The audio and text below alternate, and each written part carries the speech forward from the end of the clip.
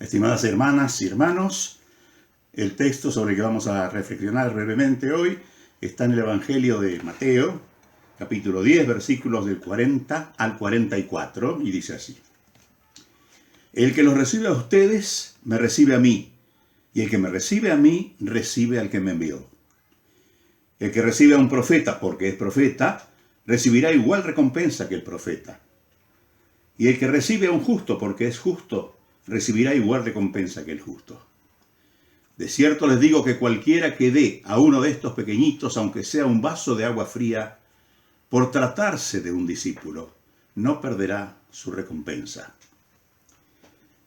El primero de los versículos leídos resume en realidad todo el conjunto de estos cuatro.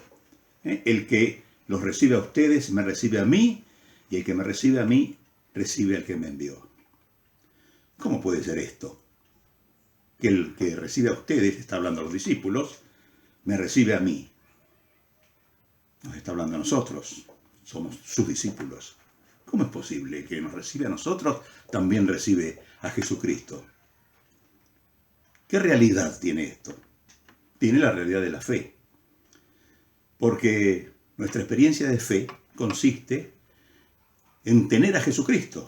Jesucristo está al lado nuestro, está con nosotros, está dentro nuestro.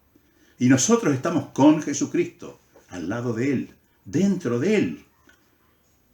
Por eso, el que nos recibe, recibe también a Jesús. Y el que recibe a Jesús, obviamente, también recibe a Dios, que es el que lo envió.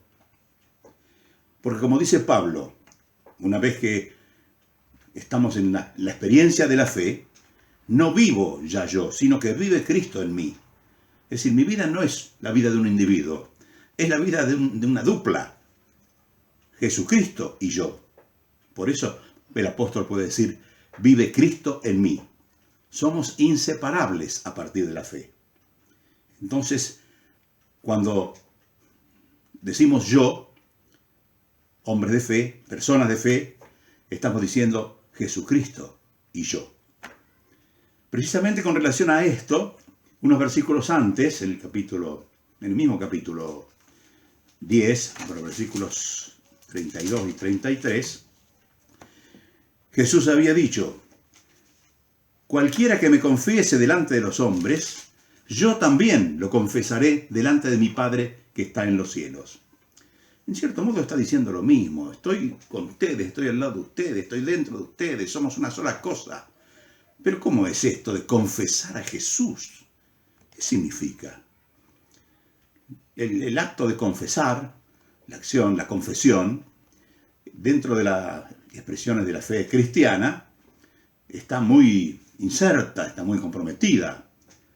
Es una acción importantísima. En la tradición católica, la confesión es el acto de que los fieles confiesan ante el sacerdote sus pecados y demandan el perdón.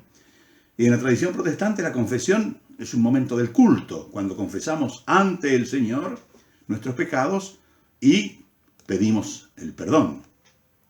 Pero esto de que Jesús diga, el que me confiese delante de ustedes, yo lo confesaré delante de mi Padre. ¿Qué es esto de confesar a Jesús? Bueno, tenemos que remitirnos un poco a la historia de las palabras, ¿verdad? Al origen, a la etimología. Porque acá el sentido de la palabra confesar es muy particular. Por supuesto, está dentro de sus significados, pero uno de los significados que olvidamos. Usamos la palabra confesar en el sentido de declarar, de manifestar, de expresar. Pero aquí es mucho más profundo lo que dice.